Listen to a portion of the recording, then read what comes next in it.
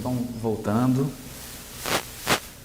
Quando nós lemos aquele texto do Código Penal da Vida Futura, nós estávamos interessados em estabelecer, mais uma vez, o que a gente chama de princípios. Então, o princípio do degredo espiritual está na codificação. Por isso que é importante, quando nós estudarmos a codificação, absorvermos o princípio de funcionamento das coisas. Porque uma vez absorvido o princípio, nós conseguimos raciocinar. Por que Kardec estabeleceu, evidentemente, através da revelação dos espíritos superiores, porque o que Kardec recebeu foi uma consultoria das esferas divinas. Quem assessorou foi o Espírito de Verdade. O que eles ensinaram para ele? Escala espírita, degraus evolutivos, escala progressiva dos mundos. Ou seja, os mundos não são todos iguais. Eles estão em degraus evolutivos. Então, os mundos são adequados ao grau evolutivo dos espíritos que nele habitam. Isso é de uma lógica solar, é um sol do meio-dia. É claro, decorre da própria lógica das coisas. E como Kardec é um pedagogo, é importante. Por que a experiência reencarnatória de Kardec é com Pestalozzi? Porque ele é um pedagogo. Então ele dispõe, tanto no Livro dos Espíritos quanto no Evangelho segundo o Espiritismo, a chamada progressão dos mundos. Se os seres progridem, os mundos também, que são expressão coletiva dos seres, também progridem segundo uma ordem didática, em que nós temos mundos primitivos, em que são mundos onde a atividade material e biológica é quase absoluta, você não tem um predomínio da atividade intelectual e cultural. Essa é a característica do mundo primitivo. As atividades físicas predominam, você não tem atividades intelectuais e culturais de grande monta. É isso. Você tem os mundos de expiação e prova, que são mundos que guardam uma relação com os mundos primitivos. Por quê? Porque eles ainda vivem em condições materiais. Então nós temos uma herança animal. Nós temos um parentesco muito próximo ainda com a animalidade. Vivemos em condições físicas que são condições do Neandertal.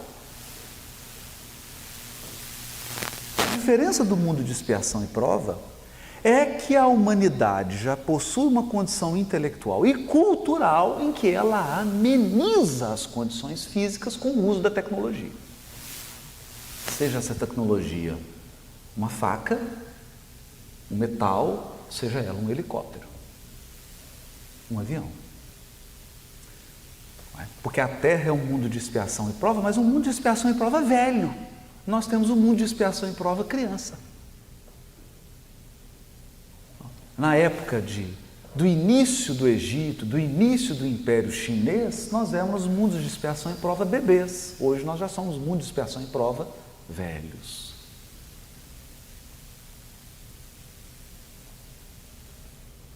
Há um período de transição, que é o mundo de regeneração. O mundo de regeneração é um mundo de pessoas que saíram da UTI depois de uma cirurgia. Qual cirurgia? A cirurgia que extirpou o tumor do mal.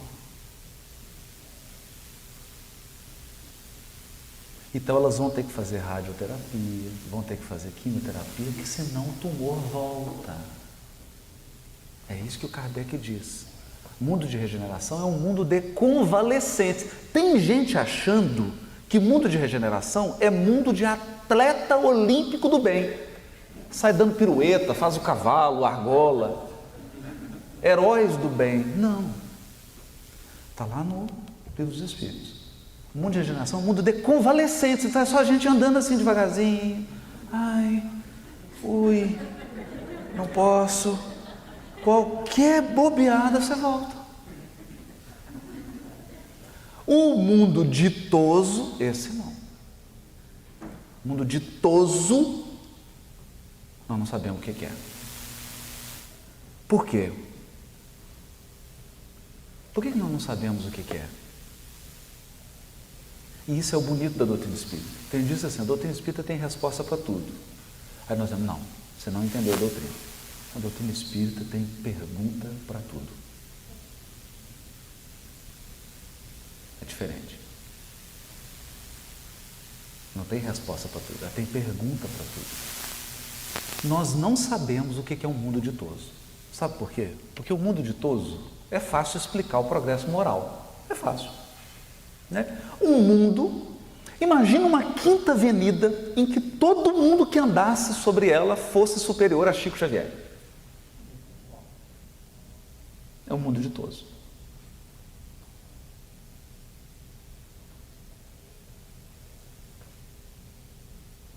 Isso é o progresso moral.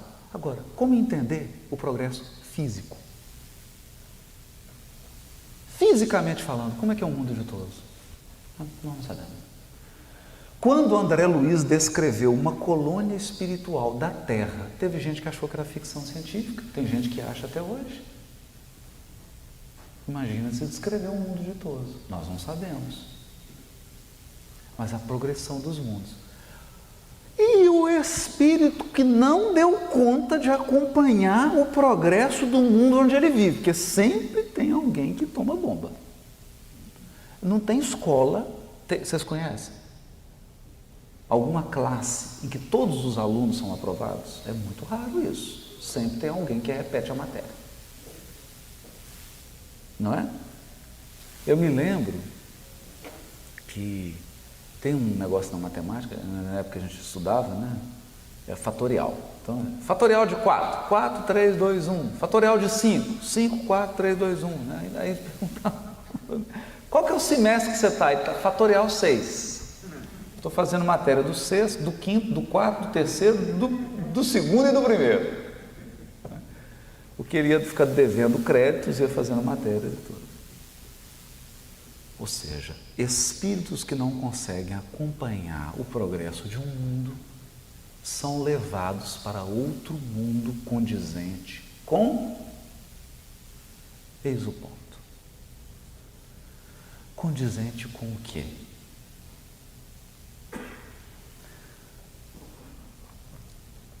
Se você já assistiu algum filme que retrata a vida de um Neandertal, de um homem das cavernas, você vai examinar o estilo de vida do homem das cavernas. E geralmente nós nos fixamos nas atividades cognitivas do homem primata. Então a gente está preocupado assim, ele tem iPhone? Não. Ele sabe fazer conta? Não. Ele sabe escrever na pauta? Melodia? Não. Isso são atividades cognitivas. Mas nós não fazemos uma pergunta que é básica. Qual é o padrão emocional dos seus relacionamentos?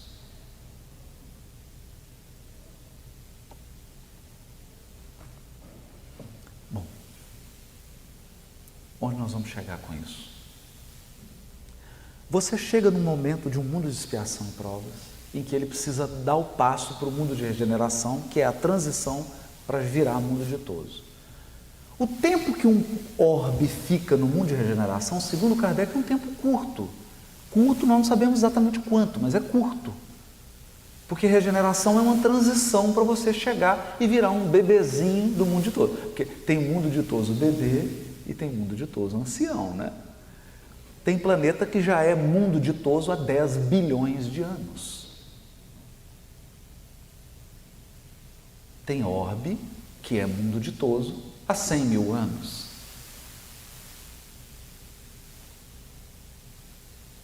Então, nós temos que ter uma medida. Por isso que o Kardec deu a ideia geral.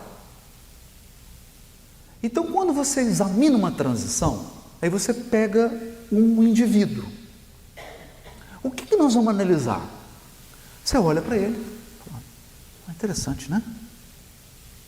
Tá bem vestido, tem bom gosto, PhD, tem uma educação toda, etiqueta social.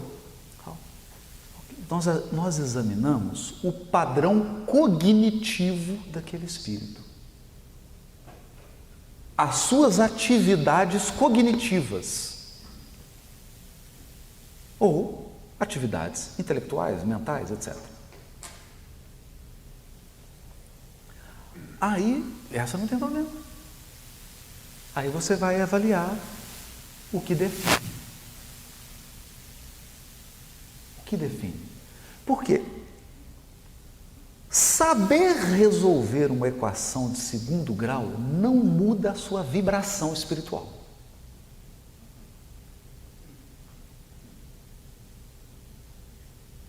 Esse é o ponto.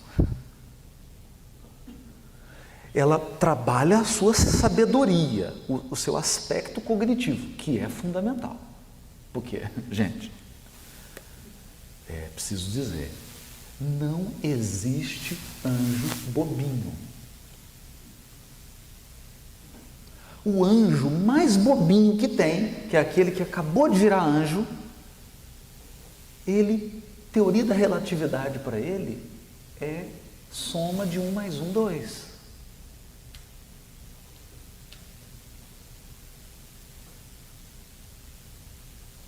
Anjo é um espírito que atingiu altos patamares de desenvolvimento da inteligência. E mais alto ainda, patamares de desenvolvimento do sentimento.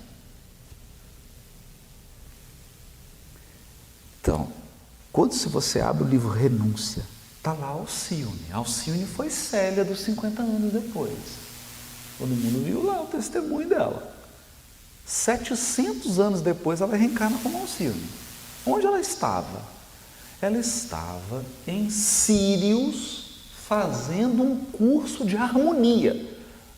Então, é na Juilliard School de Nova York? Não. Não é na Juilliard. Não é em Berkeley. Ela estava em Sírios estudando harmonia. O Fred, dá para imaginar o que ela estava aprendendo lá?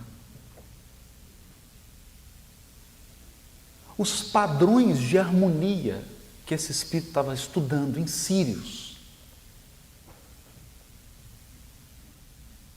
Porque eu aqui tenho que fazer uma orquestra assim, metais, cordas. E como é que é uma orquestra em Sírios? Quais são os instrumentos? Qual o alcance dos instrumentos? Quais as possibilidades sonoras? Então, gente, não tem anjo bobinho. Não tem anjo bobinho. Altos padrões intelectuais. Mas o critério, quando você chega no o padrão afetivo do espírito. O padrão emocional, o seu padrão de relacionamentos. É isso que define quem vai, quem fica.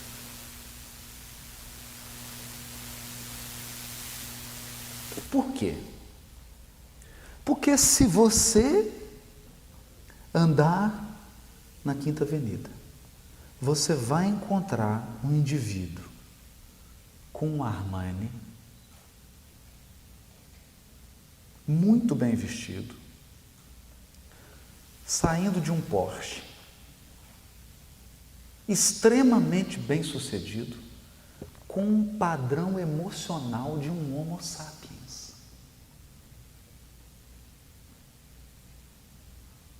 Emocionalmente, ele é um homem das cavernas. Todos os conflitos ele resolve com violência. Não deu, ele usa força. O padrão de organização dele é o padrão hierárquico autoritário. Eu mando, todo mundo obedece. O padrão de convencimento dele é o seguinte: se você não me seguir, eu te mato. É um Neandertal. Por haver essa sintonia emocional, para que mundo que ele vai? Com quem que ele vai conviver? Adivinhe? Adivinhe, no degredo, onde vai parar esse nosso amigo acostumado com um perfume francês, com o vestido da Gucci. Vai parar no mundo de primatas. Não tem depilação. Não tem salão de beleza. O que esse espírito sente quando ele chega nessa nova casa dele? A primeira impressão dele é o seguinte: eu estou encarnando num animal. E aí ele desenvolve a teoria da metempsicose. Porque a sensação dele é de que ele não está mais na espécie humana. Mas está. Porque a espécie humana vai do Neandertal ao Wolf de Wall Street. Essa é a espécie humana. Ela vai do Neandertal a um Bezerra de Menezes. É esse leque. O que aconteceu? Emmanuel simplesmente nos trouxe tradições espirituais para explicar o quê? Você consegue me explicar nas areias ardentes do Egito? Você não tinha energia elétrica, você não tinha motor de combustão, você não tinha nenhum dos elementos de tecnologia que nós temos. E alguns milhares de indivíduos de 1,30 m de altura. Você já mediu uma múmia?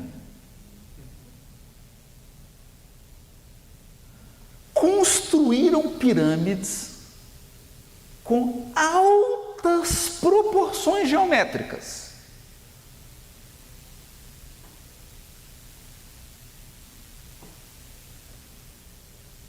Tem alguma coisa aí.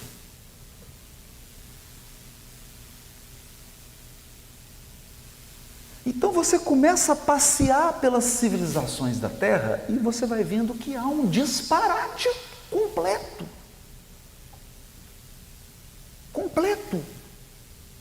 Você vai em Pompeia e os sujeitos canalizaram água, fizeram saunas coletivas, salas de banho aquecidas, utensílios, uma série de elementos. Você fala assim, mas se e assim, iam almoçar assistindo o gladiador um matando o outro. Então, vestiam túnicas de deixar Jorge Armando de boca aberta, mas sentiam prazer em ver alguém matando o outro assim na frente e sangue sendo derramado. Como é que você explica essa distorção? Como é que explica esse disparate?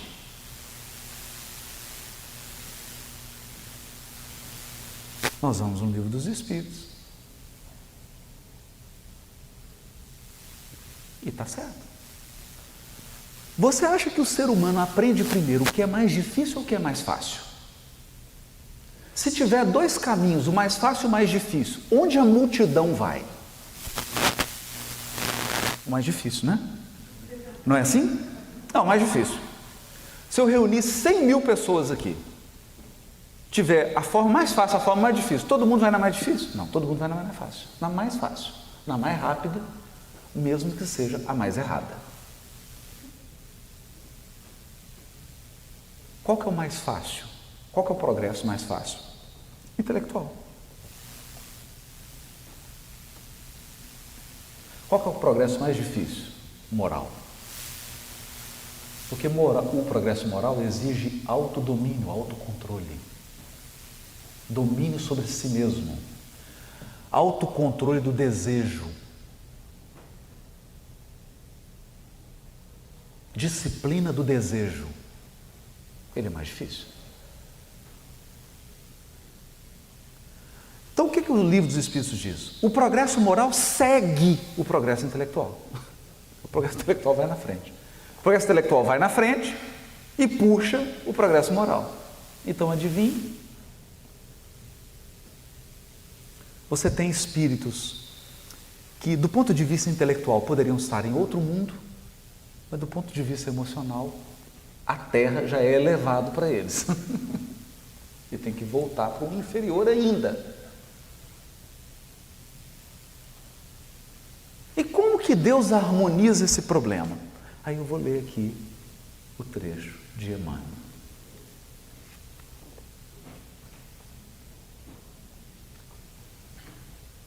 Ele diz assim: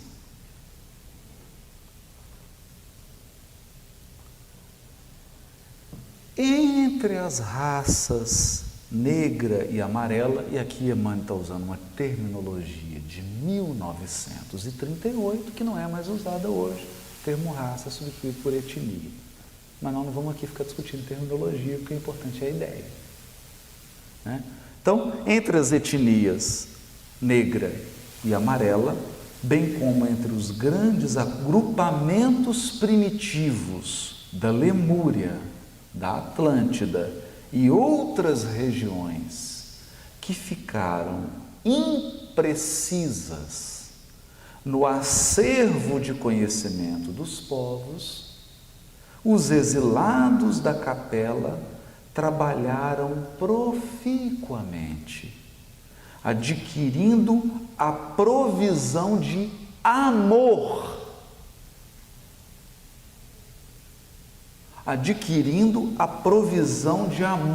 para suas consciências ressequidas. Como vemos, não houve retrocesso.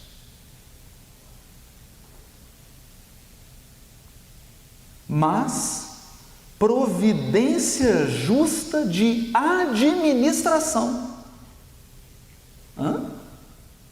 Administração? Como assim? Providência justa de administração, segundo os méritos de cada qual, no terreno do trabalho e do sofrimento para a redenção. Então, como que se corrige o disparate entre o desenvolvimento intelectual e o desenvolvimento moral? Com trabalho e sofrimento. E por que medida de administração? Porque Deus administra os mundos do cosmos. Nova York tem prefeito, a Terra também. Nova York Estado tem um governador, não é? O sistema solar também. E quais são os critérios de administração dos mundos? Você precisa deslocar populações. Se um grupamento de espíritos, uma população, e aqui vale a pena dizer, isso é muito importante, muito importante. Emmanuel diz assim: há alguns milhões de seres, alguns milhões, que entravavam o progresso no sistema solar de Capela, num dos planetinhas, foram trazidos. Isso já nos dá uma proporção. Nós temos na Terra 22 bilhões de espíritos aproximadamente em evolução, segundo Emmanuel no livro Roteiro. Encarnados em torno de 9 bilhões, mas só serão degradados alguns bilhões, porque quem está entravando a Terra são alguns bilhões. O restante da massa está só seguindo a moda.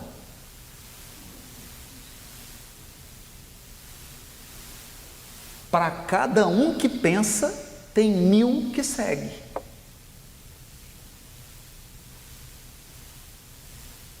Esse é o ponto. Então, quem está arquitetando o mal na Terra são poucos, comparativamente falando, com a população terrena.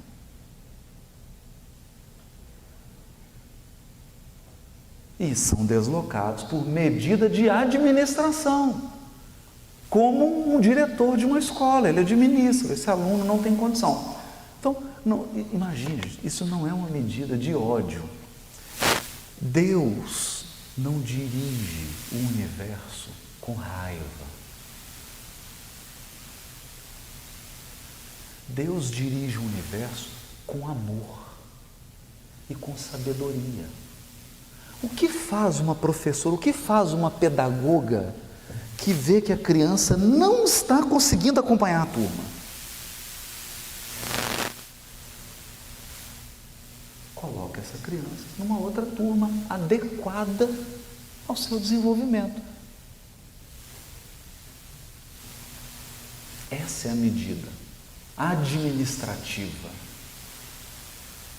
Então, quando Emmanuel usa medida administrativa, nós precisamos começar a pensar na evolução como um administrador de empresa.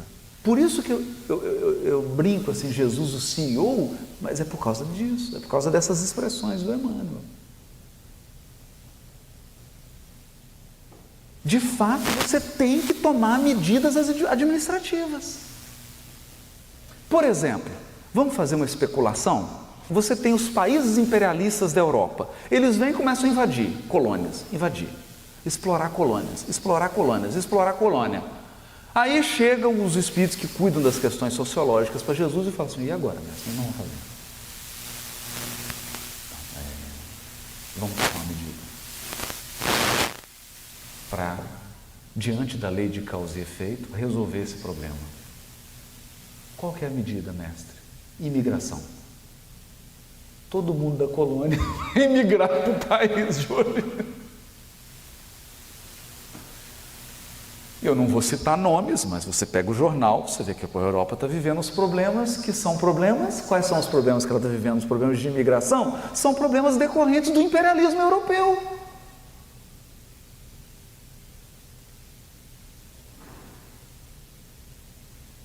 Porque o imigrante agora vai receber o que foi tomado dele.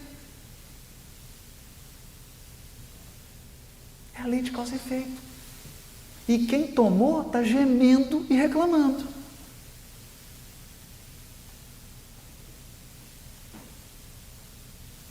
São medidas de causa e efeito em nível coletivo. E não adianta, porque se um país tem esse débito para resolver, não adianta, vai passar por essa situação. É uma conjuntura. Uma conjuntura. E quem está lá não vai ter paz enquanto não devolver tudo que tirou.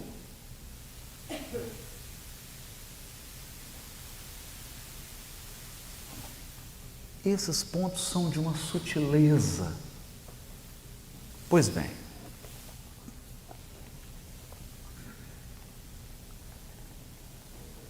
diz assim, Emmanuel: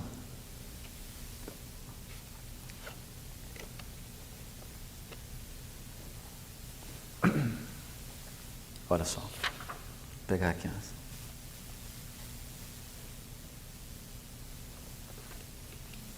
Tendo ouvido a palavra do Divino Mestre, antes de se estabelecerem no mundo, as raças adâmicas, nos seus grupos insulados, guardaram as reminiscências das promessas do Cristo,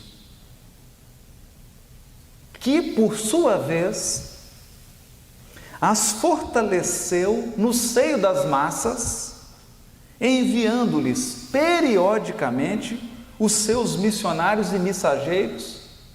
Para quê? Para lembrar as pessoas da promessa que ele tinha feito. Então vamos lá. Agora nós temos a lógica. Capela. Sistema solar que está 42 anos-luz distante do nosso sistema. É o nosso sistema solar vizinho. O que você faz quando você tem um problema? Bate na porta do vizinho. Ô, você desculpa, olha, esqueci aqui, faltou isso, cachorro. Será que teria condição? Não, pois não. Bate na porta do vizinho, não é? Qual que é o nosso vizinho? Capela. Se você pegar uma nave andando a 300 mil quilômetros por segundo, você demora 42 anos para chegar em Capela. O que significa que, a menos que eles tenham vindo num veículo que anda numa velocidade superior à velocidade da luz, eles demoraram 42 anos para chegar aqui.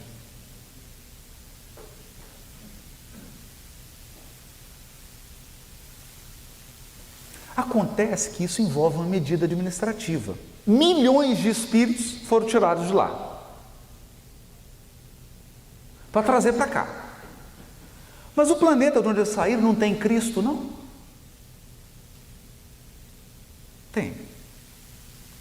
O sistema de Capela não tem a comunidade de Cristos? Tem. Não tem um Cristo que dirige o sistema? Tem. Não tem um Cristo para cada planeta do sistema? Tem.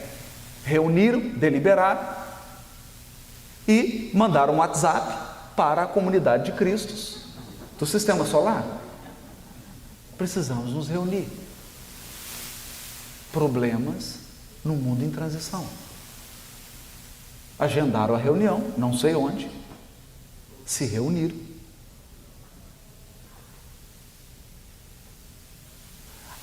Pegaram as condições. O planeta que apresenta as condições para receber esses espíritos é um planeta primitivo do sistema solar. O que está primitivo é a Terra. Então vai ser na Terra. E aí viraram para o Cristo da Terra e falaram: irmão, você pode receber? Você pode receber as minhas ovelhas desgarradas? E aí Jesus fez assim: ó, pode. Eu vou recebê-las. Agora, não me diga que ele não disse isso. Ele disse assim: tenho outras ovelhas que não são deste aprisco. Fala no Evangelho. E ele disse mais: nenhuma das ovelhas que o Pai me confiou se perderá. Mas ele nos disse isso, mas a gente não entendeu. Mas ele não só disse, ele recebeu, reuniu todos e conversou. Não tem nenhum degradado na terra que não tenha visto Jesus. Porque ele foi lá em pessoa e falou. Bom, até aí nenhum problema. O inacreditável é a notícia que eu vou dar para vocês. Sabe o que ele prometeu?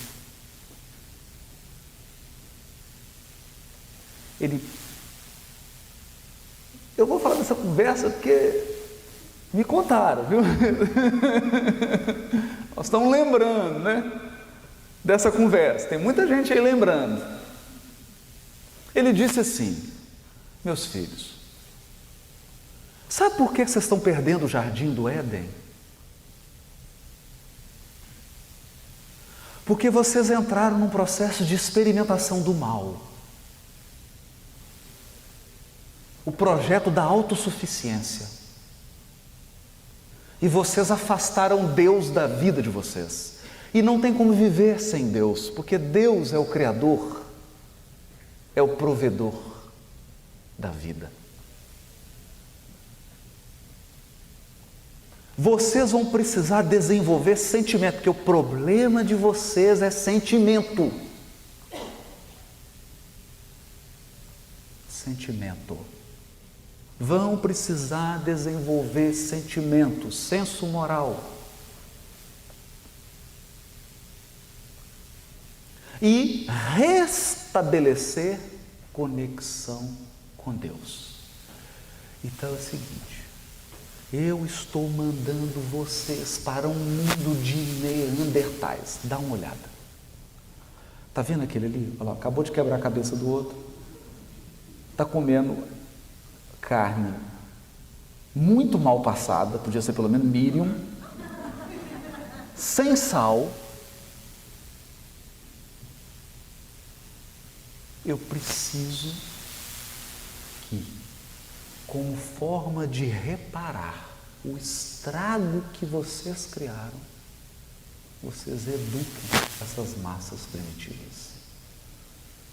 Ensina para eles a temperar a carne, a construir estrada, a fazer casa, a construir teatro, conservatório, balé, música, literatura, poesia, magnetismo, mediunidade,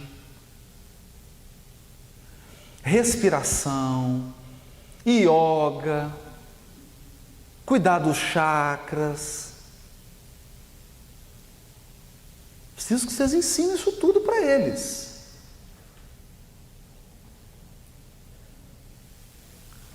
Eles falaram: mas como é que nós vamos fazer isso? Nós já somos desconectados com Deus. A hora que a gente mergulhar nesse mundo primitivo, aí que nós vamos desconectar de vez. Minha internet já é discada, só me manda para um lugar que não tem nem cabo.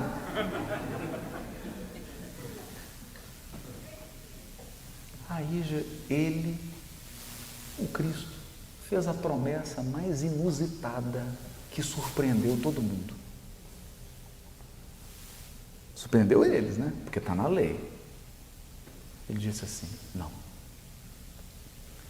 Quando chegar o momento, porque eu não posso dar lição antes da hora, quando chegar o momento da terra, eu vou em pessoa. E eu vou ensinar para vocês o que é estar encarnado e mesmo assim em perfeita conexão com Deus. 500 GB de banda. Você faz um download de 10.000 Blu-rays em 1 segundo.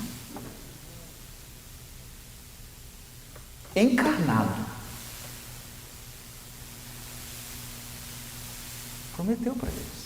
E o que o Emmanuel diz? Diz assim, ó: todos os povos o esperavam em seu seio acolhedor.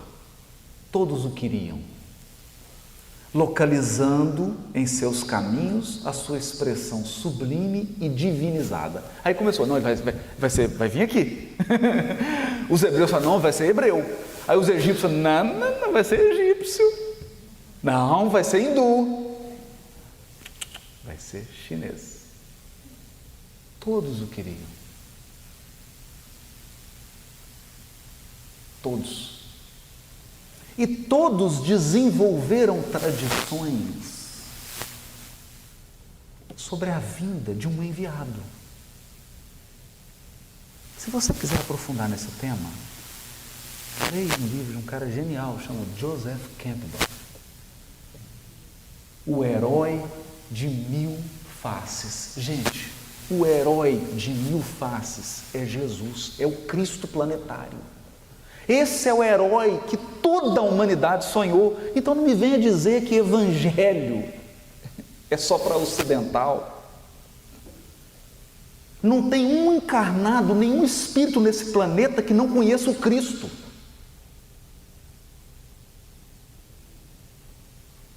Ele é um suprassumo da Terra.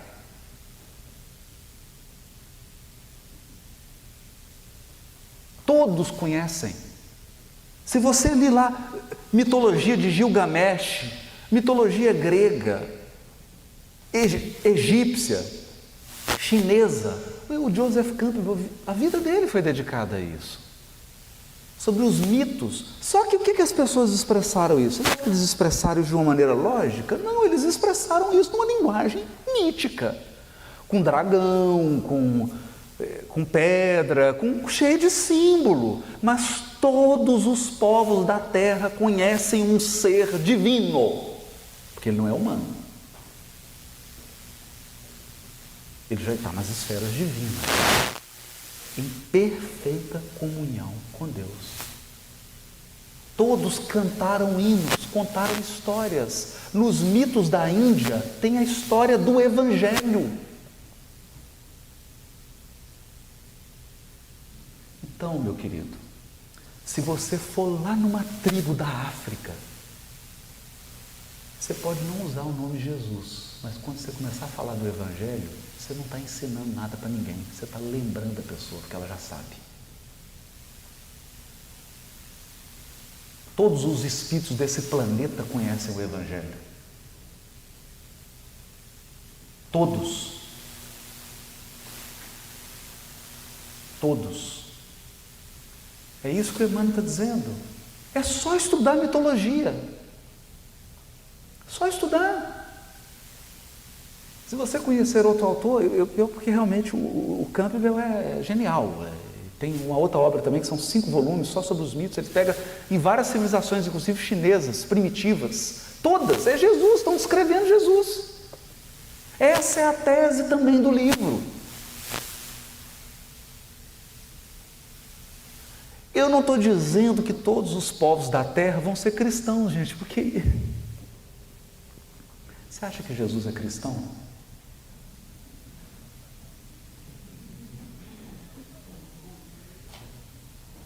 Imagine você entrando na Assembleia de Cristos do Sistema Solar e perguntando aqui: quem é espírita aqui?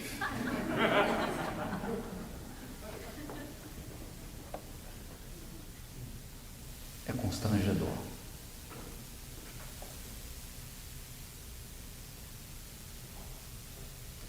Como eles são o amor, eles vão dizer assim: Jesus, irmãozinho, responde para ele.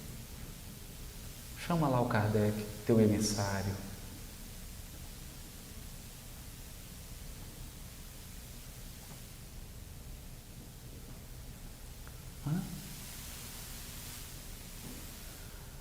Qual é a religião de quem vive em Sírios?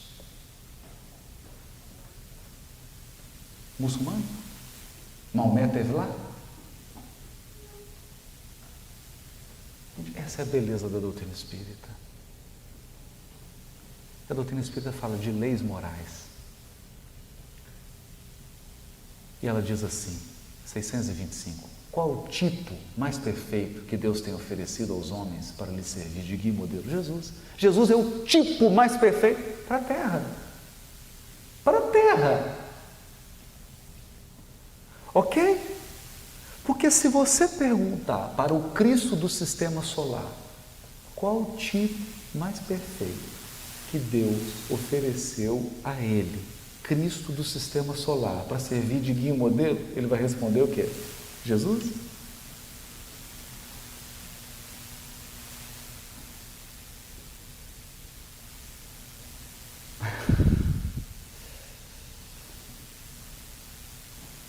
talvez ele responda: o Cristo da galáxia.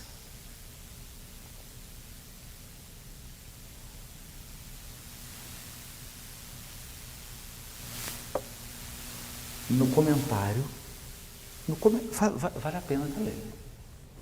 Esse vale a pena até ler. No Livro dos Espíritos, eu vou pegar aqui agora, Kardec escreve um comentário a essa pergunta. A pergunta e a resposta. E o interessante é que no comentário a gente percebe a perspicácia do codificador. Estou procurando a pergunta aqui. Esse suspense é bom, porque a gente vai pensando.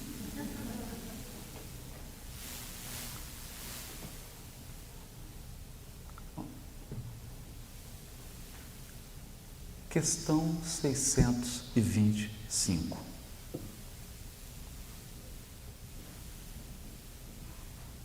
Qual o tipo mais perfeito que Deus tem oferecido? Tem oferecido significa que a gente aceitou.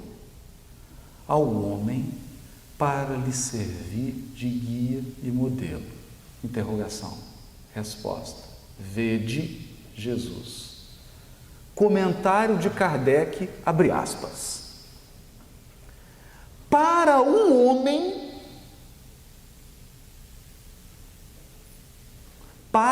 homem, Jesus constitui o tipo da perfeição moral a que a humanidade pode aspirar na Terra.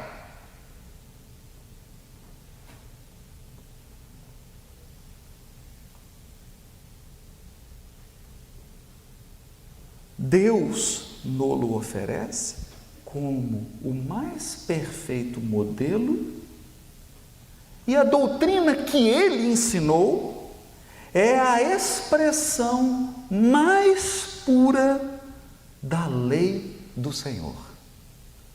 Porque sendo ele o mais puro de quantos tem aparecido na terra, o Espírito Divino o animava.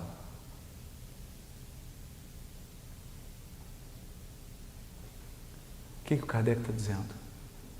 Deus diretamente se comunicava através de Jesus. Ele é o médium de Deus.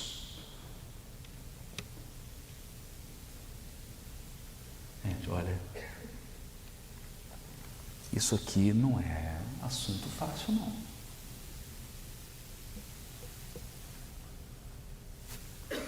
Isso aqui não é assunto fácil.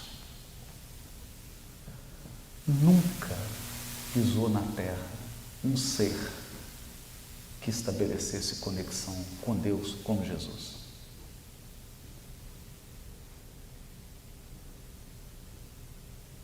Quem nos ensinou isso? Gandhi, um hindu. Precisou um hindu. Seria tão bom chamar Gandhi para falar dessas coisas, mas ele desencarnou. Que ele falava assim: se todos os livros religiosos da terra se perderem e sobrar somente o Sermão da Montanha, não perdeu nada.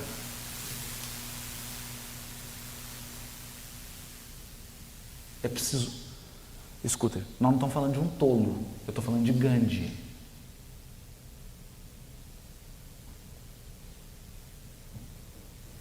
E tem espírita que pergunta assim: mas esse negócio de Jesus vai ter que reencarnar na Índia, aprender com Gandhi, para poder voltar para ser espírita. É esse senso de... Por isso que Emmanuel diz no prefácio da obra, o que ele está procurando é restabelecer a verdadeira posição do Evangelho no mundo. Qual é a posição do Evangelho no mundo? Você está achando que o Evangelho é de Jesus?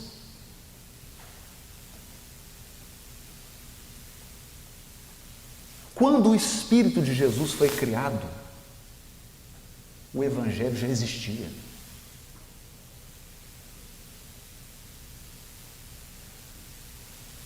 Porque o Evangelho são as leis morais do universo.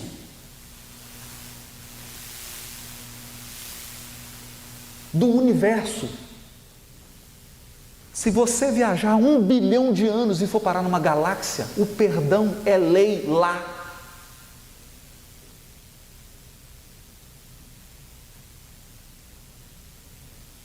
Humildade é coisa de quem tem juízo. É coisa de gente sã, que está na perfeita domínio das funções psíquicas. Ele é humilde.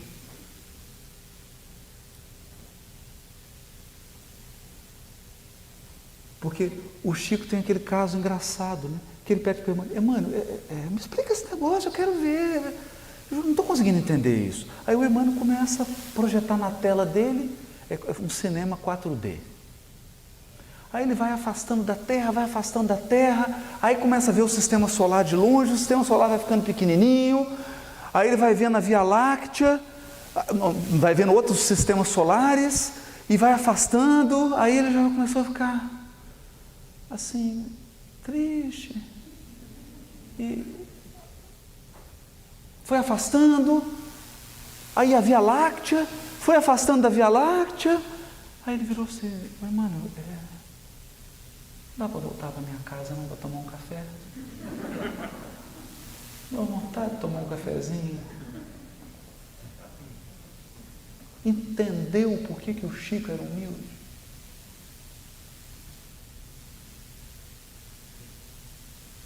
Deu para entender? Primeira vez que eu fui em Pedro Leopoldo, hoje já todos desencarnaram, né? Eu fui para a casa de uma senhora, 89 anos de idade.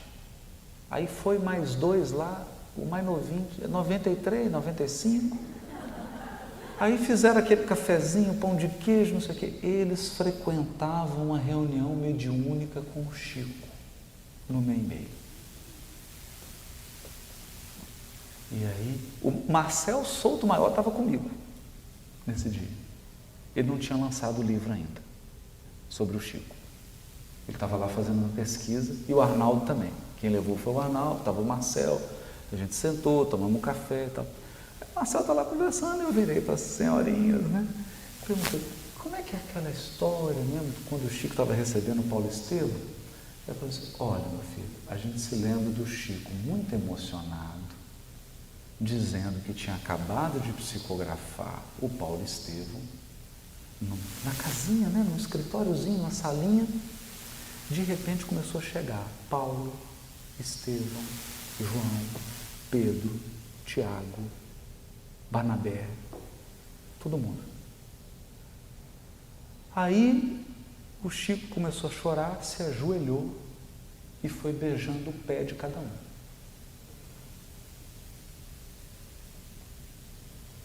Entendeu agora por que o Chico era humilde?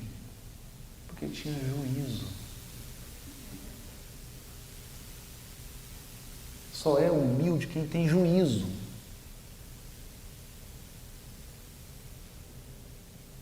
Porque, meu Deus, o universo é muito grandioso. Tem seres que nós não fazemos ideia. Tem uma gravação. O Oceano Vieira produziu um material, é uma gravação. Gravação é áudio, uma psicofonia do Chico. Emmanuel incorporado, está gravado isso. E o Emmanuel diz assim: nos curvemos em reverência e respeito, pois o espírito de Teresa de Ávila está entre nós e quer se comunicar.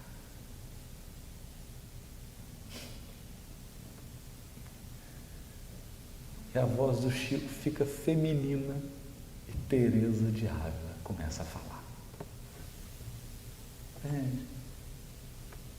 O Chico dizia assim: luz é luz. Luz é luz. Então Cristo recebe esses espíritos. Todos eles sabiam, todos eles produziram, todos os povos da terra produziram mitos. Esse é um estudo que nós espíritas ainda teremos que fazer. Na Revista Espírita, Kardec estudava as coisas à luz da doutrina espírita. Nós vamos ter que estudar essas mitologias à luz da doutrina espírita, para encontrar a história do Evangelho nelas. Esse é um tema que está aberto. E vieram em 4 grupos: egípcios, hindus, hebreus e arianos.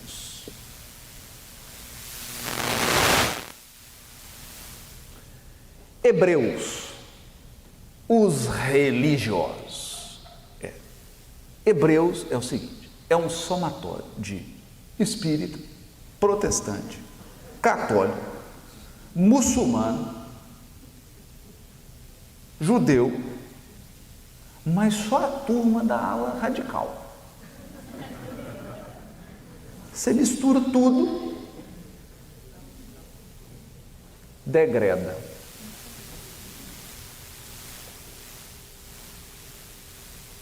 É a turma que tem tanta fé, que mata o outro.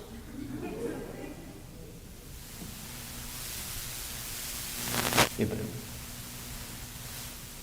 Egípcio é a turma da mediunidade, do magnetismo, da cura, das faculdades psíquicas.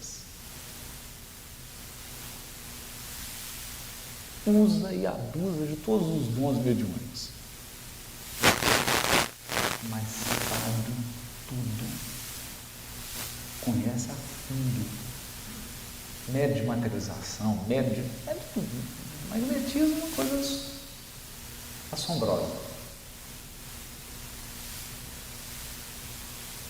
Nós tínhamos um amigo do Honório Abreu, Leão Zálio. Leão Zálio, gente, era um médium de cura, um magnetizador. A pessoa cortava a pele, chegava e impunha a mão, fechava. O corte fechava.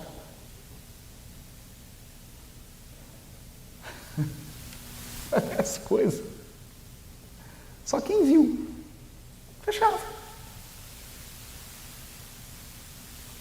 E aí ele montou uma reunião, estudava Evangelho, estudava a Caminho da Luz, Evolução. Aí o pessoal fala: ô Leão, nós trouxemos aqui um fulano que cortou para você curar. Ele falou: não, agora tem dermatologista. Leva no dermatologista. O negócio agora é Evangelho. Mas era uma coisa impressionante.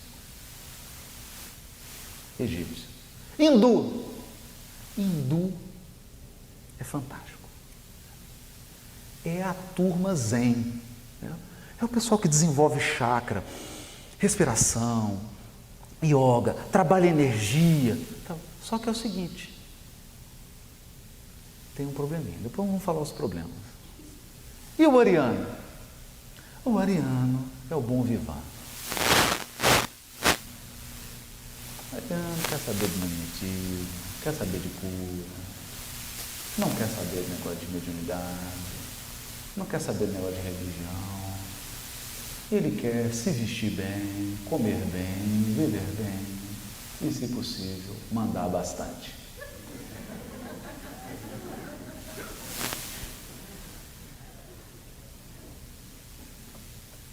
Só que é o seguinte, todo mundo esconde um segredo. Todo mundo esconde. Os degradados, sejam hebreus, sejam hindus, sejam arianos, sejam egípcios, todos guardam um calcanhar de Aquiles. Sabe qual é? Uma saudade de matar da pátria perdida, dos amores que ficaram. Uma saudade, como diz o Glória, da terra criança, do Tigres e Eufrates, salmos e clamores, cânticos de saudade ecoam pelos ares.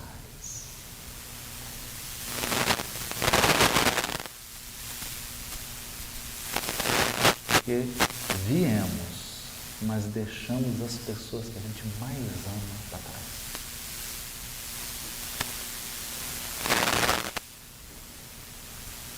E aí,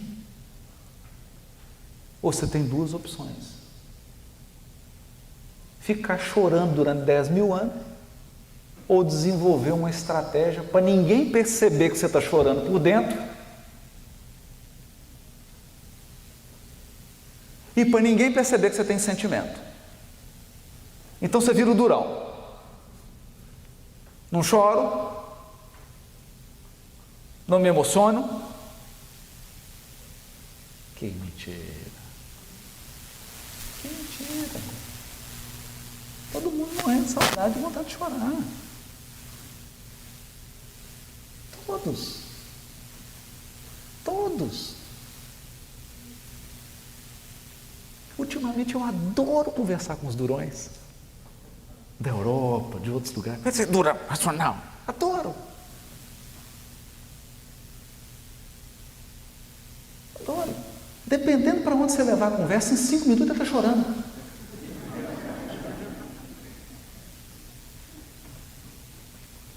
Porque está morrendo de saudade.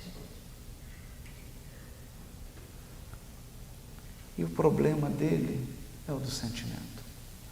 Então, qual que é o problema do exilado? Então, eu vou fazer assim um checklist para você saber se é exilado, né? Estou brincando, gente, brincadeira. Não tem nada disso, tá? Para entender o fenômeno. Porque os exilados provocaram um surto de desenvolvimento cultural no planeta.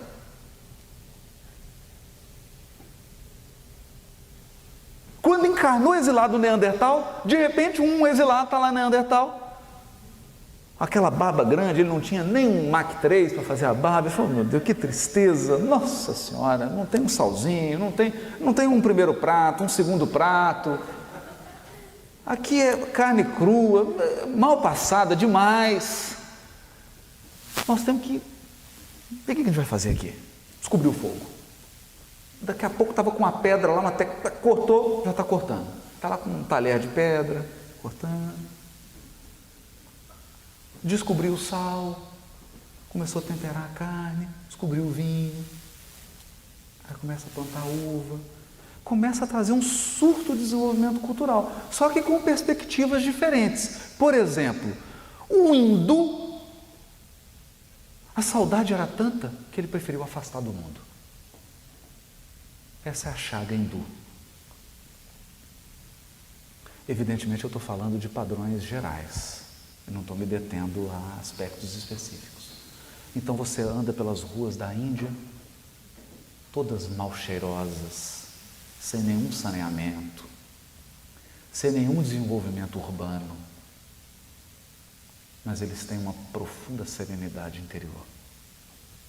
Falta desenvolver. A estratégia foi afastar-se do mundo. Eu não vou me misturar com esses primitivos. E criaram o sistema de castas. Deixa esses primatas trabalharem. Afinal de contas, eles não sabem fazer mais nada mesmo. Tudo cabeça dura. Deixa eu dominar. Aristocracia espiritual. Gente, a aristocracia espiritual é 1000 vezes pior do que a aristocracia política. 1000 vezes pior. Porque há pouco tempo eu ouvi, ele é um hindu lá do Brasil, um sujeito tão bonito que ele falou, assim, que ele disse assim: você acha que precisa fazer uma respiração para se equilibrar? Que bom, que bom. Mas se você pensa que é melhor do que o outro, porque você sabe fazer essa respiração, tem alguma coisa errada. Não assistir programas bobos na televisão é bom, que bom que você fez esses caminhos, mas se você acha melhor, se acha melhor do que as pessoas, porque não assiste esses programas, tem uma coisa de errado. E aí ele começa a falar isso. Você não bebe, não fuma, mas se você acha que é melhor do que as pessoas que bebem, que fumam, tem alguma coisa errada. Aí no final ele diz assim: Porque no fundo, essas são armadilhas do ego. No fundo é o teu ego, o teu orgulho, te levando a trilhar o caminho do bem, não porque você ama o bem, mas porque você quer se sentir melhor do que as outras pessoas. E nós não devemos seguir o caminho do bem porque queremos ser melhor que os outros. Devemos seguir o caminho do bem porque a gente ama o bem.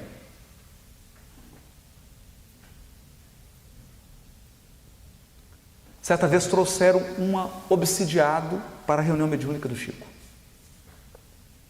O sujeito é o obsidiado. Não é? Porque a gente é assim, a terra é um hospital. Aí Jesus manda os doentes e a gente fala assim, puxa, mas essa terra não tem jeito, só tem doente. Por isso que ela é um hospital. Né? Levaram o obsidiado. A hora que começou a reunião mediúnica, o sujeito tira um cigarro, acende, começou a fumar. O dirigente da reunião ficou roxo, vermelho, branco, tá? E começou a agredir verbalmente a pessoa que foi levada para ser tratada. 2 obsidiados, né? Tinha um, agora temos 2. E o Chico falou, não, meu irmão, fica tranquilo. Acalmou o dirigente, virou para o rapaz e disse assim, ô meu filho, não tem problema não, pode soprar fumaça no meu rosto.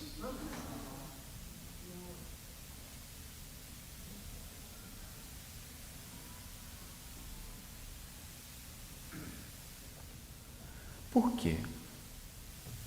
Porque todos nós vamos trilhar o caminho do bem.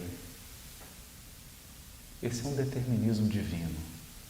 Então nós não devemos nos sentir melhor do que os outros porque já estamos trilhando o caminho do bem. Pelo contrário. Devemos nos sentir felizes, abençoados e fazer de tudo para que os outros também trilhem. Não nos sentir melhores. Essa foi a chaga da Índia. Se afastou do mundo. E Jesus esperava que eles cuidassem, que eles se envolvessem, que eles se relacionassem, que eles ensinassem o primata. Imagina um Neandertal fazendo yoga. Ele ia evoluir muito mais. Imagina se a Índia tivesse espalhado esses conhecimentos. Se ela tivesse desenvolvido um processo civilizatório. Está acontecendo agora. Eles estão se integrando agora. Estão vindo. Os processos econômicos têm essas coisas malucas, né? Eles vão corrigindo problemas. Estão se integrando agora. Mas era para ter feito isso há muito tempo. Era para eles terem se integrado. Aí veio os hebreus, religiosos. Sabe tudo de prece, de revelação, de processo de revelação, de Cristo, de mundo, sabe tudo isso. Qual decisão tomaram? Gentio para lá, eu para cá. Eu sou escolhido, eles não foram escolhidos. Ufanismo racial.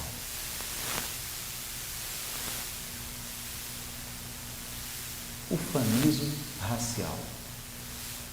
O meu povo é o melhor povo de todos os povos. Até ele reencarnar em outro povo.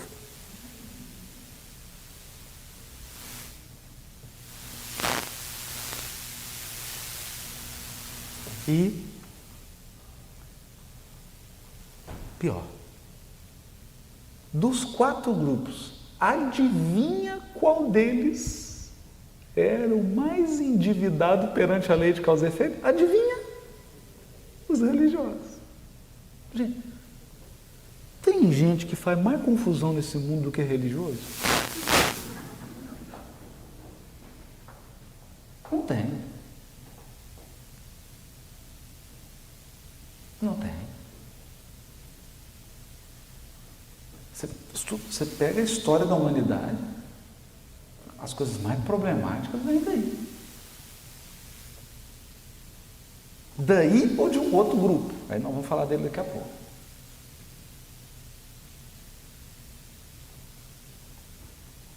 Então, problema hindu, problema do hebreu e o egípcio.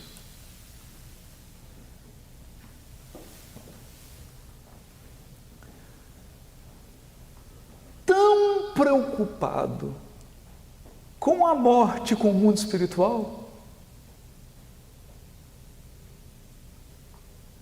que se desvinculam das questões práticas da vida.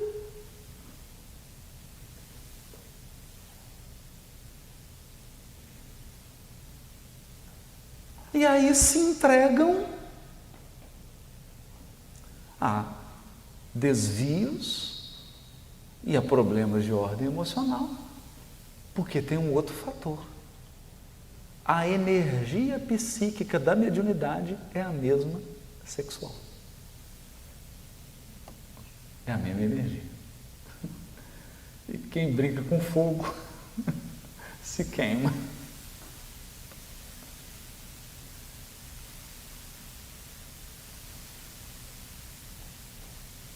Então, a passionalidade, a paixão,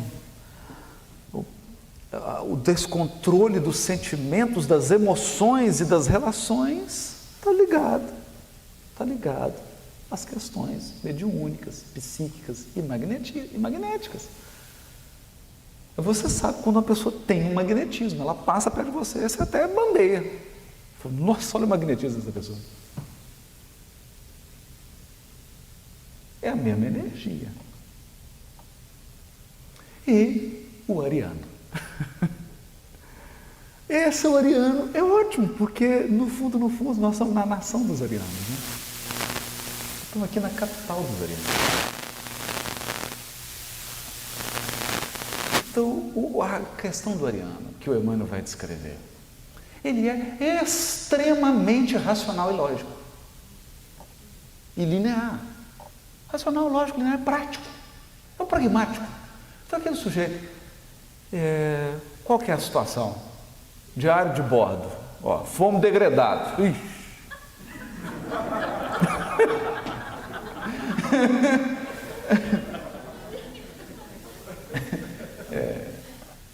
Localização geográfica.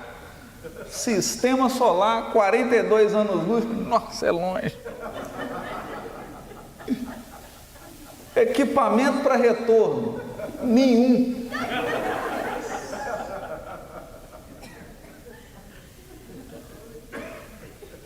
Nível de desenvolvimento cultural, índice de desenvolvimento cultural do planeta de destino. Primitivo. É um sujeito prático. Aí, e agora? Agora é o seguinte, não dá para voltar. Vamos reproduzir nosso paraíso aqui. Projeto Transplante do Éden.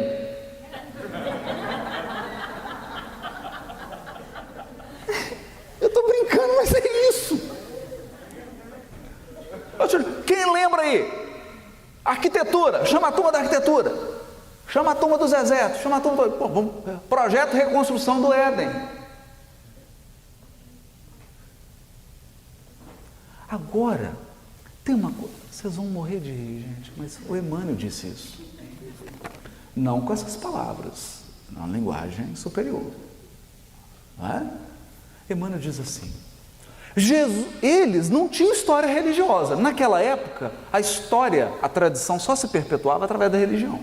Então os hindus deixaram os livros sagrados, os hebreus deixaram seus livros sagrados, os egípcios deixaram seus livros sagrados, os livros dos mortos. Os que já viviam aqui, chineses, asiáticos, que eram povos também com história, com tradição da terra, tinham seus livros sagrados. Aí o pessoal, e agora? Agora nós não temos religião, nem queremos ter. Agora, vamos registrar nada. Ficaram peregrinando. cultuando árvore, pedra, fazendo escultura de ser humano, porque eles são estetas, são apaixonados pelo homem. Lembra do projeto? Não é um projeto de autossuficiência? Então, vamos adorar a Deus, não, vamos adorar o ser humano.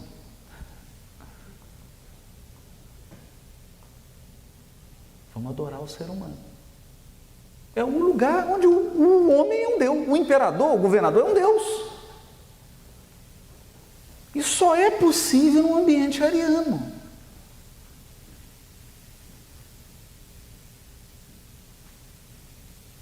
Deus salve a rainha. Isso é coisa de ariano.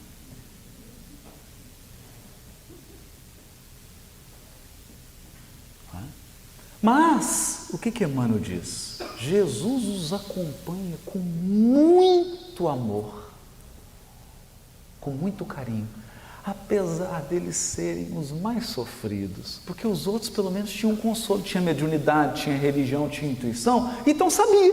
O hindu logo já desdobrou, falou, opa, dá para ir desdobrado.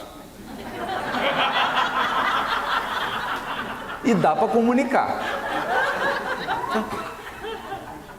Zen, não preocupa. Esvazia a mente. Dá para ir e voltar, eles vêm, tranquilo. O hebreu, querido, obrigado. O hebreu falou assim: não, já estou aqui, vai vir missionário, fica tranquilo. Vai vir até o Cristo. Fica tranquilo, tem que ir lá, nós vamos vir aqui. Vai revelar, vai trazer revelação, tranquilo, Deus está com a gente. Deus está com a gente. Falou com o egípcio, já mandei um WhatsApp hoje lá para a capela. Você entrei aqui, ó. Comuniquei. Vamos construir uma pirâmide aqui, apontando lá para direitinho, a configuração aqui, vamos fazer tudo certinho. Fazer tudo certo, não tem problema. O ariano perdido. Porque para ele era o fim do mundo.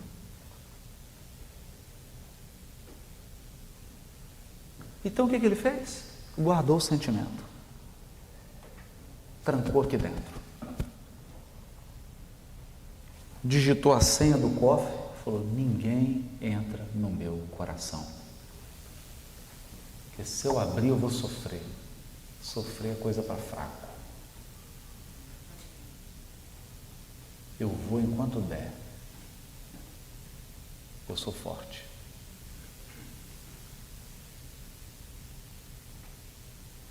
E segue.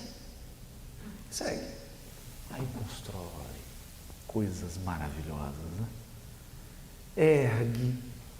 E olhou assim, o negócio é o seguinte: as moças aqui estão ainda na fase neandertal. Vamos cortar cabelo de todas elas, faz a unha, depila e vamos casar com elas mesmo, porque não tem jeito.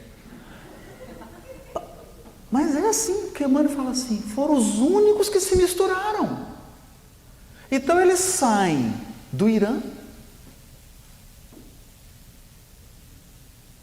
e começam a fazer o processo de migração. E, meu amigo, casa com todo mundo. Se junta com todo mundo. Chega lá e encontra o chinês. Ah, que bom, vou fazer um negócio aqui. Vamos confraternizar. Você conhece vinho?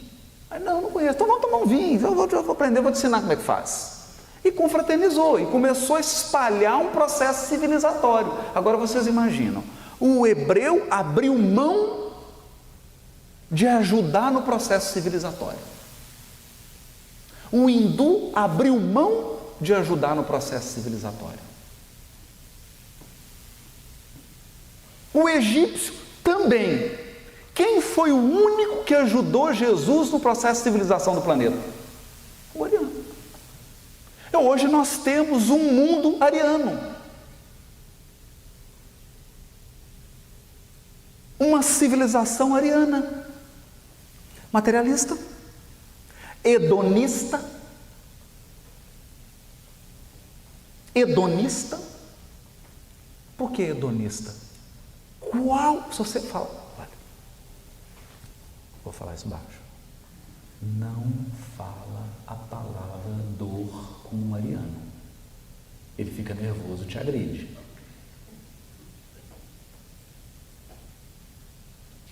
A intolerância à dor do Ariano é extrema. Por isso ele fala em eutanásia, abreviar a vida, analgesia.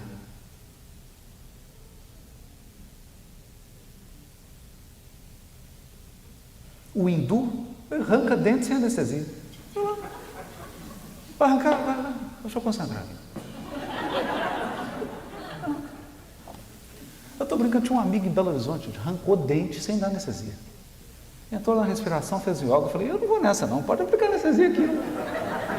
Não vou arrancar cio sem anestesia, mas nem pode dar anestesia. Então, problema com a dor. O hedonismo. Mas não é que eles civilizaram o mundo primitivo e construíram uma civilização planetária? Construíram. Aos arianos, nós devemos o progresso do planeta Terra. Hoje, isso aqui Emmanuel diz, e o Emmanuel diz mais, para complicar, um povo que era da Terra, que é o povo chinês, também resolveu se fechar em si mesmo e não se envolver no processo civilizatório.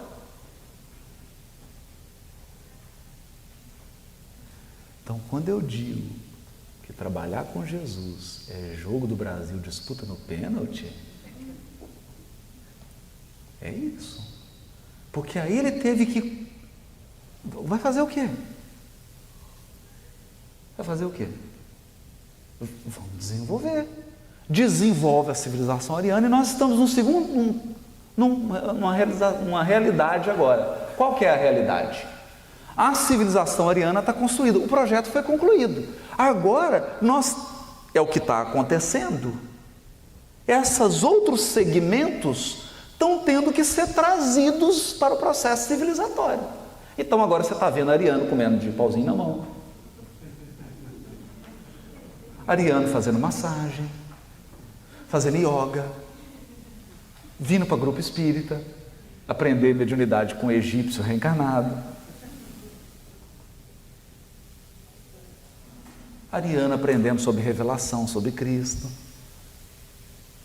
Por quê? Tem que misturar o melhor de cada grupo para que aquele projeto que Jesus tinha, que era um projeto rápido, eficaz e menos doloroso, se realize. Porque o Cristo planetário se colocou à disposição para dar consultoria para a gente. Mas qual que é o nosso lema? Todo mundo lembra. Qual que é o nosso lema? Eu não preciso de consultoria. Eu basto a mim mesmo. Deixa eu experimentar. Deixa eu fazer. E estamos aí. Esse é o mundo. Esse é o mundo.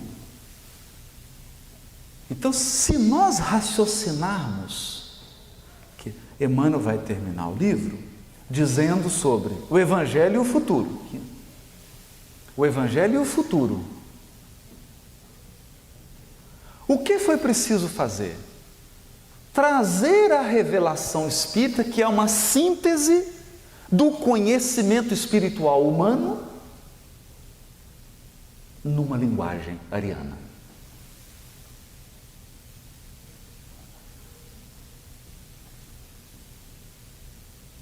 É isso. Por quê? Nós precisamos ler um tratado de 50 páginas escrito de acordo com as regras do doutorado, para entender aquilo que um oriental entende numa parábola de 3 linhas.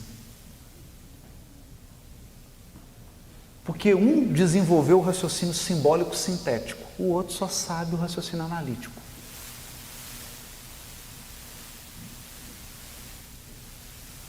Esse é o ponto.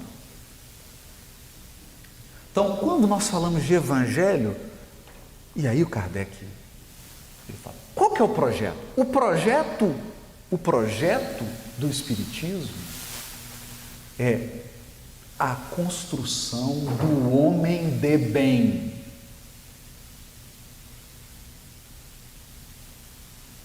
O que um ser humano precisa ter para ser um homem de bem? Primeiro, ele precisa desenvolver a sua inteligência no máximo que ele puder. Isso é fácil. Não tem nenhuma dificuldade. Mas ele precisa desenvolver hábitos. Aí é difícil, é difícil. Quais hábitos? O hábito da humildade. O hábito da simplicidade, o hábito da fraternidade, o hábito da compaixão, o hábito do acolhimento, acolher as pessoas, acolher a diversidade, as diferenças. Então está lá, homem de bem. Esse é o projeto. Como que nós realizamos esse projeto? Implantando nos corações os valores morais que estão no código cósmico de Deus. Código cósmico de Deus? Que código é esse? Código moral universal. É o evangelho do nosso governador espiritual do planeta, que traduziu esse código, porque ele não está escrito na linguagem humana, mas ele se reuniu com os demais cristos e traduziu esse código para a língua dos humanos, dos terráqueos.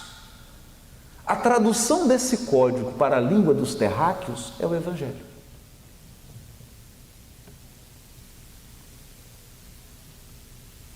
É o evangelho. Então, se esse é o plano, qual é o deadline?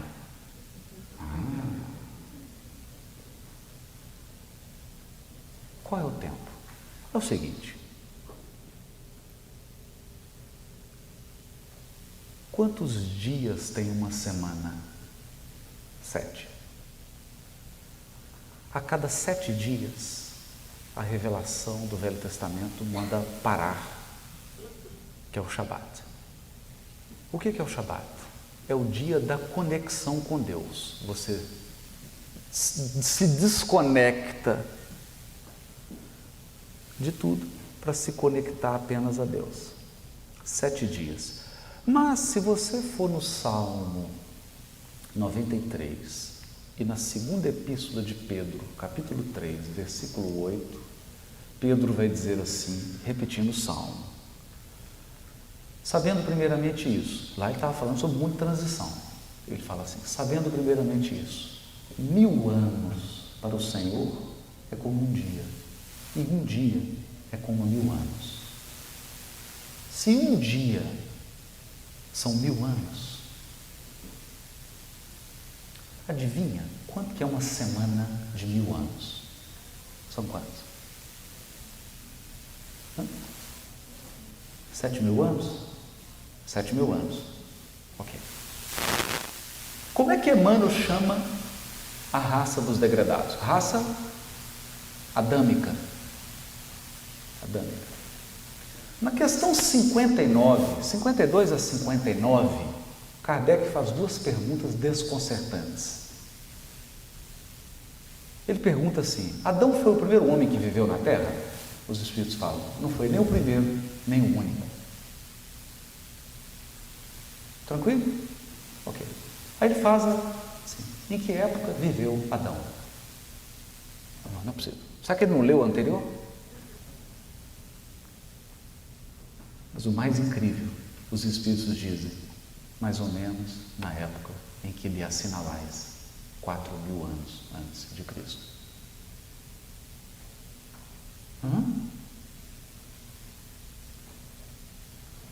Que Adão é esse. É o ciclo do degredo. Não o ciclo todo. Não o ciclo todo. 4.000 anos antes de Cristo começou a última semana do mundo de expiação e prova. 7.000 anos. Isso está aqui no caminho da luz. Eu estou dando só uma pincelada para a gente encerrar. Porque 4.000 anos atrás foi feita uma peneirada e uma turma voltou para a capela. Quase todos os egípcios, muito pouco dos hebreus. Ariano, é conta nos dedos. E uma turma razoável dos hindus. Ficou a rapa da panela. E aí começou o projeto 911, né? O projeto resgate dos caídos pela segunda vez.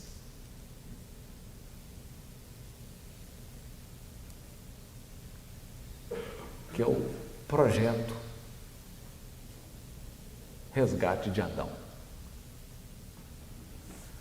4.000 anos antes de Cristo, 2.000 anos depois de Cristo, sexto dia, a terra vai entrar num Shabat. Está no Apocalipse, capítulo 20, 21. São 1.000 anos de recuperação, que é o que Kardec fala da convalescença. Peraí, Haroldo. Ok. Ismael, antes da codificação, um pouquinho antes de 1831, antes de se encerrar o primeiro reinado, reúne a pleiade de espíritos que cooperam com ele, e várias pleiades se reúnem, e ele diz assim: não ignorais que estamos no século do advento do Consolador. Serão 100 anos preparatórios dos próximos 100 anos.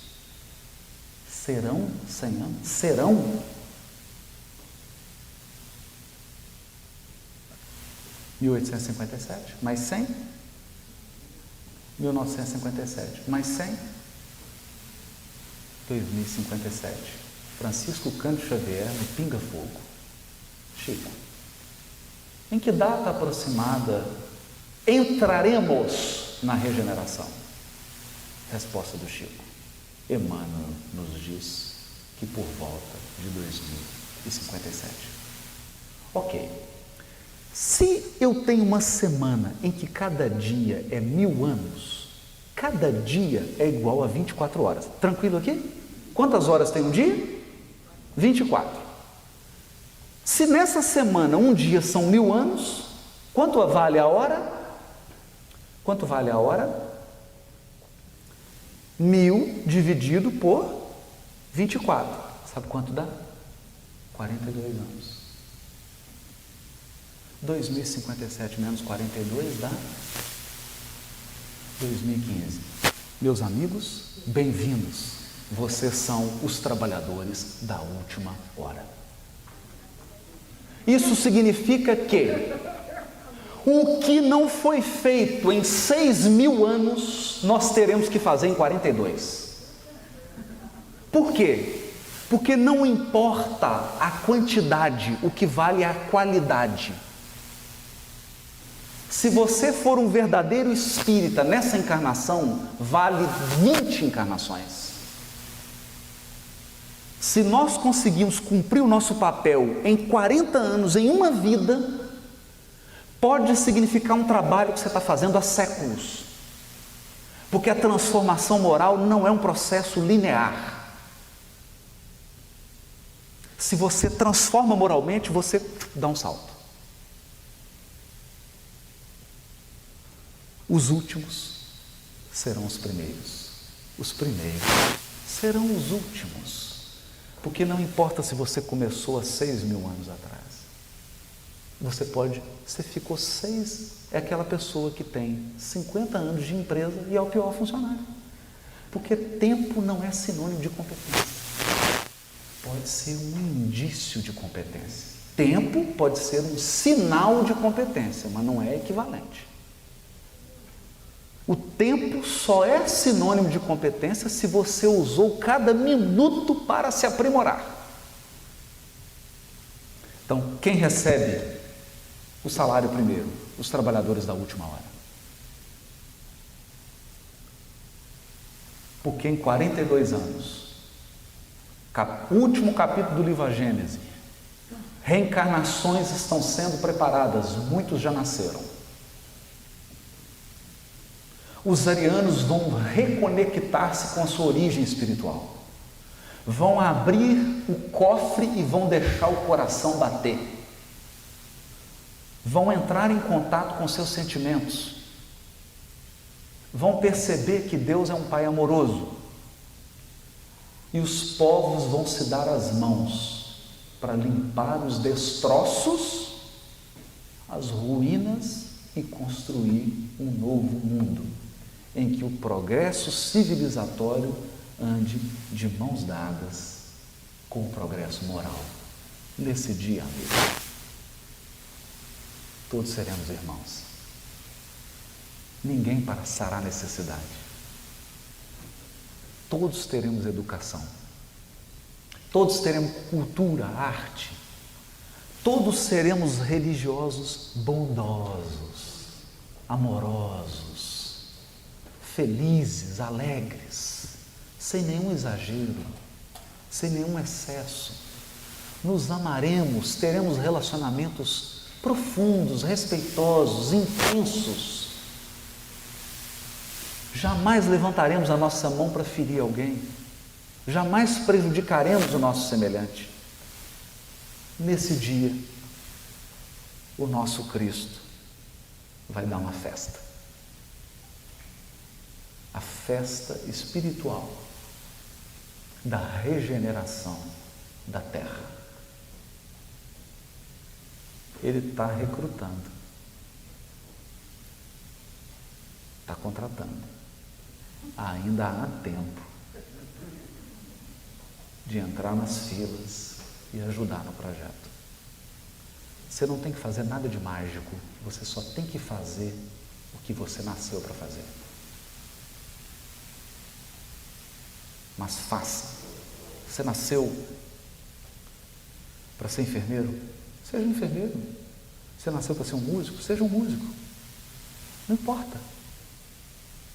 Faça o que você nasceu para fazer, com espiritualidade, com dignidade moral, com respeito ao outro. Vamos trabalhar pelo bem comum. Bem comum. Nós temos que construir um mundo para todos. Chega de querer fazer um paraíso só para a gente. Esse foi o erro dos hebreus, o erro dos hindus e o erro dos egípcios. No fundo, quando Deus os expulsou do paraíso, o que Ele queria mesmo é que a terra inteira fosse transformada num jardim do Éden. Mas para isso, Ele precisa de jardineiros. Muito obrigado, gente. Boa noite para todos.